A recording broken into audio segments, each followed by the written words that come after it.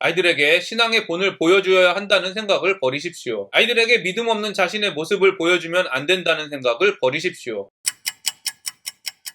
안녕하세요. 바이블 TMI의 마카리오스입니다. 오늘 본문은 열왕기상 15장 1절부터 8절입니다. 오늘 말씀은 유다왕 아비암의 통치에 대한 기록입니다. 오늘 말씀을 통해 차세대 사역, 자녀의 신앙 교육 문제, 하나님의 언약, 영적 싸움에 대해 고민해 보시기를 바랍니다. 느밧의 아들 여로보암 왕 18째 해에 아비암이 유다왕이 되고 예루살렘에서 3년 동안 다스리니라. 그의 어머니의 이름은 마아가요 아비살롬의 딸이더라. 아비암이 그의 아버지가 이미 행한 모든 죄를 행하고 그의 마음이 그의 조상 다윗의 마음과 같지 아니하여 그의 하나님 여호와 앞에 온전하지 못하였으나 아비암은 르호보암의 뒤를 이어 왕이 되었습니다. 성경에 기록된 아비암의 평가를 보면 그 아버지의 그 아들이라는 말이 생각나게 합니다. 성경은 그의 조상들보다 더 악하다고 기록된 르호보암 왕이 행한 죄를 아비암은 이미 행하고 있다고 말합니다. 아비암의 이런 모습은 아이를 키우는 저의 입장에서 보면 경각심을 불러일으킵니다. 한국의 많은 교회들이 한결같이 중요하게 생각하는 사역 중 하나는 차세대 사역일 것입니다. 그리고 많은 부모들이 아이들을 교회의 주일학교에 참석시키며 신앙교육을 잘 시키고 있다고 생각합니다. 신앙 있는 아이로 키우고 싶으신 여러분, 정말 주일학교에 소속되어 있는 것으로 충분하다고 생각하십니까? 코로나 시대 이후 한국 청소년들에게 신앙에 있어서 누구에게 가장 큰 영향을 받습니까? 라는 질문으로 설문조사를 한 적이 있었습니다. 목회자와 주일학교 교사에게 영향을 받는다고 하는 청소년들은 10% 정도밖에 되지 않았습니다. 제가 어릴 때와는 다르게 친구들에게 영향을 받는다고 하는 청소년들은 30%도 되지 않았습니다. 50% 넘는 청소년들은 부모님에게 신앙의 영향을 받는다고 대답했습니다. 이런 청소년들의 대답을 보면 부모님들이 신앙의 본을 보여주지 못한다면 교회에서 목회자들과 선생님들이 아무리 좋은 영향력을 끼쳐도 큰 효과를 볼 수 없습니다. 이런 설문조사에 발빠르게 반응하는 교회들은 이미 3040 세대의 신앙을 바로잡기 위해 많은 노력을 하고 있습니다. 부모들이 신앙으로 바로 설 때 차세대가 신앙으로 바로 선다는 것을 깨달았기 때문입니다. 부모가 먼저 신앙의 모습을 보여준다면 자식들은 영향을 받을 수밖에 없습니다. 저는 이것이 부모님들이 자식들을 위해 할 수 있는 최고의 신앙 교육이자 하나님의 사랑을 전하는 일이라고 믿습니다. 그러나 대부분의 사람들이 삶으로 보여주는 교육을 할 때 가장 피해야 하는 것이 위선적인 모습이라고 말합니다. 말씀과 기도를 하지도 않으면서 말씀과 기도가 중요하다고 말하고 심지어 말씀과 기도하지 않는다고 잔소리한다면 아이들이 어떻게 생각하겠습니까? 교회에서의 모습과 집안에서의 모습이 다르다면 아이들이 어떻게 생각하겠습니까? 부모의 위선적인 신앙은 아이들을 교회를 떠나게 하거나 위선적인 신앙인으로 만드는 부정적인 영향력을 줄 것입니다. 아이들보다 자신의 신앙이 좋아야 된다는 강박관념을 버리십시오. 아이들에게 신앙의 본을 보여주어야 한다는 생각을 버리십시오. 아이들에게 믿음 없는 자신의 모습을 보여주면 안 된다는 생각을 버리십시오. 이런 생각들 때문에 우리들은 아이들 앞에서 신앙이 좋은 척 포장하는 것입니다. 오히려 하나님 앞에서 자신의 부족한 신앙을 인정하듯이 아이들 앞에서도 부족한 모습을 인정하십시오. 그리고 이렇게 말씀하십시오. 엄마 아빠도 믿음이 아직 성장하는 중이야. 그래서 너희들이 볼 때 신앙적이지 못한 모습들이 많이 보일 거야. 그러니까 부족하고 연약한 엄마 아빠를 위해 함께 기도해주면 좋겠어. 엄마 아빠도 너희들을 위해 기도할게. 우리 가정을 어떻게 하나님이 변화시켜 주실지 기대하자. 저는 여러분에게 권면합니다. 아이들은 우리의 말이 아닌 우리의 행동을 보며 배운다는 사실을 기억하십시오. 아이들의 신앙의 성장을 걱정하기보다 먼저 자신의 신앙의 성장을 방해하는 사단의 시험과 싸우십시오. 아이들에게 말씀을 읽으라고 잔소리하기보다는 말씀을 읽는 모습을 보여주십시오. 아이들에게 기도하라고 잔소리하기보다는 기도하는 모습을 보여주십시오. 아이들에게 말씀대로 살지 못한다고 하나님의 뜻에 순종하지 못한다고 잔소리하기보다는 말씀대로 사는 모습을 보여주십시오. 신앙생활을 아이들에게 보여주기 위해 형식적으로 위선적으로 하지 마십시오. 무엇보다 자신의 연약함을 아이들에게 인정하고 함께 하나님의 도움을 겸손히 구하십시오. 오늘 하루 아이들의 신앙 교육 문제에 대해 깊이 고민하시기를 바랍니다. 그의 하나님 여호와께서 다윗을 위하여 예루살렘에서 그에게 등불을 주시되 그의 아들을 세워 뒤를 잇게 하사 예루살렘을 견고하게 하셨으니 이는 다윗이 햇사람 우리아의 일 외에는 평생에 여호와 보시기에 정직하게 행하고 자기에게 명령하신 모든 일을 어기지 아니하였습니다. 지금까지 묵상한 열왕기서를 통해 알 수 있는 사실은 솔로몬, 르호보암, 아비암으로 갈수록 유다의 왕들은 점점 더 악해지고 있다는 것입니다. 하나님이 다윗의 후손과 맺은 언약은 순종하면 다윗의 영광을 얻지만 불순종하면 다 빼앗길 것이라는 약속입니다. 하나님의 하나님의 약속대로라면 이미 망해도 몇 번은 망했어도 이상하지 않은데 그럼에도 불구하고 유다는 망하지 않았습니다. 많은 학자들이 4절과 5절이 그 이유를 설명해주고 있다고 주장합니다. 하나님께서 다윗과 맺은 언약 때문에 유다 왕들의 악함에도 망하지 않는다고 말입니다. 그러나 유다는 우리가 알다시피 망했습니다. 더군다나 열왕기서는 유다가 망한 이후에 기록되었다는 것을 생각하면 이런 주장은 설득력이 없는 것 같습니다. 그렇기 때문에 저는 4절과 5절은 다윗의 후손들이 통치하는 이 땅의 이스라엘 나라를 말하는 것이 아니라 예수님이 통치하시는 하나님 나라를 말하고 있다고 생각합니다. 그래서 하나님의 약속을 받은 다윗의 후손들의 악함에도 불구하고 예수님께서 반드시 하나님 나라를 이루실 것이라는 약속의 증표를 기록한 것이라고 해석합니다. 즉 예수님을 믿는 사람들이 망하지 않는 이유는 우리가 죄를 짓지 않고 하나님께 순종하기 때문이 아니라 하나님께서 예수님을 통해 우리를 구원하시겠다고 조건 없이 약속하신 은혜 언약을 보여주신 것이라고 생각합니다. 이스라엘 백성들은 하나님께서 다윗 왕조가 망하지 않을 것이라는 약속을 믿었습니다. 그래서 아무리 죄를 지어도 망하지 않을 것이라고 믿었습니다. 그러나 우리가 알다시피 이스라엘 백성의 확고한 믿음은 산산조각 났습니다. 많은 사람들이 하나님께 순종하면 복을 받고 불순종하면 저주를 받기 때문에 하나님께 순종해야 한다고 말합니다. 맞습니다. 성경은 분명히 하나님께 순종하면 복을 받고 불순종하면 저주를 받는다고 기록되었습니다. 많은 사람들이 하나님께 마음을 다하고 하나님을 경외하고 사랑해야 한다고 말합니다. 맞습니다. 성경은 분명히 하나님께 마음을 다하고 하나님을 경외하고 사랑하지 않으면 망한다고 말합니다. 그러나 여러분 자신의 모습을 살펴보시기를 바랍니다. 여러분은 하나님께 순종하고 있습니까? 하나님께 마음을 다하고 경외하고 사랑하고 있습니까? 아니, 하나님께 순종하고 마음을 다하고 경외하고 사랑할 수 있는 능력은 있습니까? 오늘 말씀을 통해 분명히 알게 되기를 바랍니다. 행위 언약을 통해서는 하나님께 복을 받을 수 있는 사람은 없습니다. 성령이 아니고서는 굳어진 마음을 연약하게 할 수 없습니다. 그러나 감사하게도 하나님께서는 예수님을 통해 우리와 은혜 언약을 맺으셨습니다. 유다의 왕들과 상관없이, 즉 우리의 악함과는 상관없이 하나님 나라를 이 땅에서 만들어 가십니다. 행위 언약을 통해서 저주를 받을 수밖에 없는 우리를 구원하시고 복을 주셨습니다. 거듭나게 하셨습니다. 그렇습니다. 예수님을 믿고 구원받은 그리스도인들은 하나님께 순종하고 마음을 다하고 경외하고 사랑하는 본성으로 거듭났습니다. 이 땅에서 하나님 나라를 경험하는 사람이 되었습니다. 그럼에도 아직 온전히 성장하지 못한 부족한 우리의 믿음 때문에 죄를 짓습니다. 그래서 하나님께서는 우리의 모습과 믿음이 아닌 하나님의 약속을 의지하라고 말씀하십니다. 하나님께서 하신 약속은 변하지 않고 완전하다고 말씀하십니다. 그리스도인은 이 믿음으로 사는 사람들입니다. 그렇기 때문에 이 땅에서 부족하지만 하나님께 순종하고 마음을 다하고 경외하며 사랑하기 위해 치열한 영적 싸움을 합니다. 저와 여러분이 죽어서 하늘나라에 가는 그 순간까지 치열한 영적 싸움을 하는 축복을 누리게 되기를 바랍니다. 르호보암과 여로보암 사이에 사는 날 동안 전쟁이 있었더니 아비암과 여로보암 사이에도 전쟁이 있으니라. 아비암의 남은 사적과 그 행한 모든 일은 유다왕 역대 지략에 기록되지 아니하였느냐. 아비암이 그의 조상들과 함께 자니 아이성에 장사되고 그 아들 아사가 대신하여 왕이 되니라. 역대하 13장 1절부터 20절을 보면 아비암은 이스라엘과의 전쟁에서 크게 이겨 여러 성읍들을 빼앗기도 했습니다. 전쟁에 이긴 아비암은 아마도 백성들에게 칭송을 받았을 것입니다. 그러나 오늘 말씀에서 보듯이 하나님께 좋은 평가를 받지 못했습니다. 저의 경험을 보면 처음에는 하나님을 위해 시작한 일들도 시간이 지나면 사람들을 의식하며 하게 되는 것 같습니다. 하나님의 칭찬만을 바라며 시작했던 일들이 어느 순간 사람의 칭찬에 더 신경 쓰는 저의 모습을 쉽게 볼 수 있습니다. 여러분은 어떠하십니까? 사람의 칭찬을 원합니까? 하나님의 칭찬을 원합니까? 우리의 마음 깊은 곳을 솔직히 바라보시기 원합니다. 저는 그리스도인이라면 사람의 칭찬을 원하는 마음과 하나님의 칭찬을 원하는 마음이 모두 있다고 생각합니다. 죄가 없는 사람이 그리스도인이 아니라 죄와 싸우는 사람이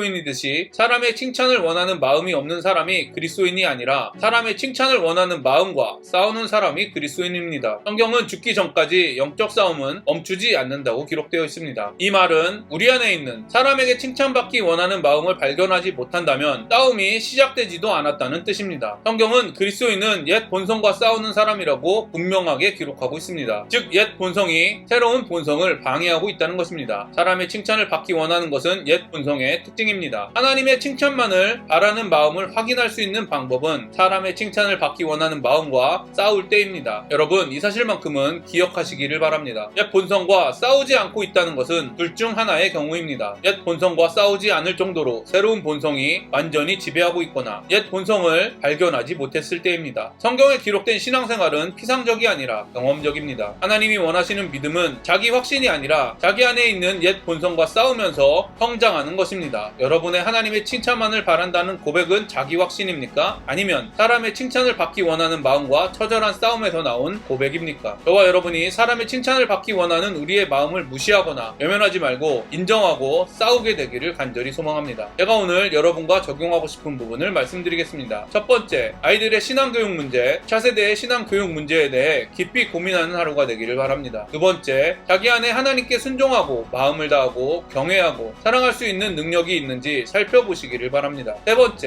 사람의 칭찬을 받기 원하는 마음과의 싸움을 통해 하나님의 칭찬만을 바라시는 여러분이 되기를 간절히 소망합니다. 오늘도 행복한 하루가 되시기를 바랍니다.